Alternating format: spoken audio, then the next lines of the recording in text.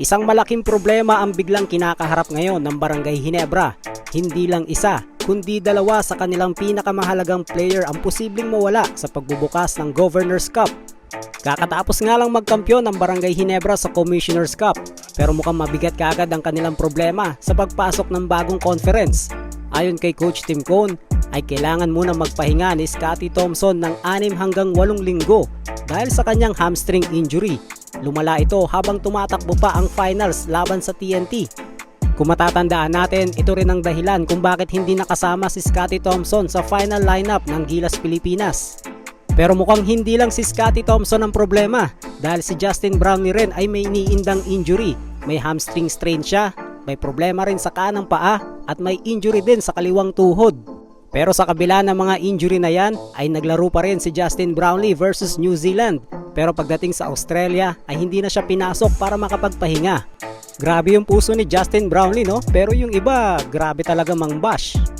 At malaking problema ito para sa Barangay Ginebra. Si Justin Brownlee ang pangunahing scorer at leader ng koponan.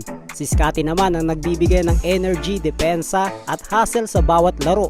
Sa July 19, ang buwan na manong laro ng Barangay Ginebra at ang kanilang makakaharap ay ang Phoenix Super LPG.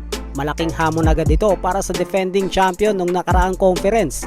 May mga ilang fans din ang nagsasabi na kailangan munang palitan si Justin Brownlee pansamantala. At may mga nakikita din ako sa social media na mukhang target ng Ginebra itong si Allen Durham o kaya si KJ McDaniels. Pero hindi ako sure about dyan mga paps. Pero kung sakaling kailangan ng Ginebra na pagpahingahin muna si Justin Brownlee sa kanyang injury, mukhang kailangan nilang kumuha ng import na kayang bumomba sa ilalim. Lately kasi, ang rebounding ang nagiging problema ng Barangay Ginebra sa mga nakaraang game nila last conference.